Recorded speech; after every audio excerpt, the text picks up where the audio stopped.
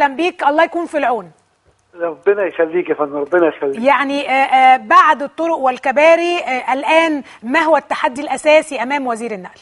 التحدي الاساسي يا فندم هو يمكن احنا حددناهم في 10 نقط بسرعه كده، ممكن نقول اهمهم. اتفضل يا فندم. تحسين مستوى الخدمات للمواطن في قطاع النقل، وهو قطاع عريض وبيؤدي خدمات عديده وبيلمس المواطن يوميا في حياته، سواء في النقل النهري او في النقل البري او في السكه الحديد او في المترو او في الطرق والكباري.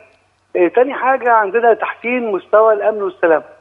يا ريت، وحضرتك يعني كان ايدك في هذا الموضوع مده طبعا. طويله طبعا. لا بس انا بتكلم بقى حضرتك على وزاره النقل كله. احنا النهارده ما عندناش هيئه للامن والسلامه على مستوى وزاره النقل، في عندنا ادارات منفصله بتعمل في جزر منعزله. ان شاء الله نعمل هيئه كامله تتولى مفهوم الامن والسلامه بصفه، بس هنشتغل من دلوقتي، مش هنستنى ما نعملها يعني. هنفعل الكلام ده فورا. حضرتك برضو بنرتقي بموضوع مستويات الجوده في الاداء. عندنا حضرتك في موضوع الفساد هنمشي فيه وهنكمل فيه، كنا قطعنا فيه مشوار كويس.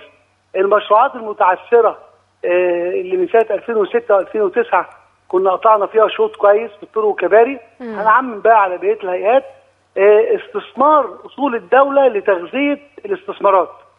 ده مهم جدا لان ما عندناش في الموازنه فلوس نشتغل بيها.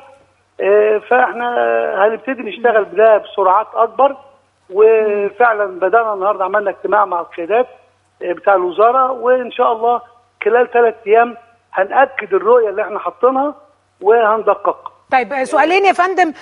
يعني في حواراتنا دايما مع حضرتك كنا بنتكلم، اولا عايزين نسال على موضوع النقل الجماعي. لو تذكر كان فكره شركه النقل الجماعي اللي حضرتك يعني كنت بتتكلم فيها ايضا مع عدد من الخبراء، هل يمكن احياء هذه الفكره؟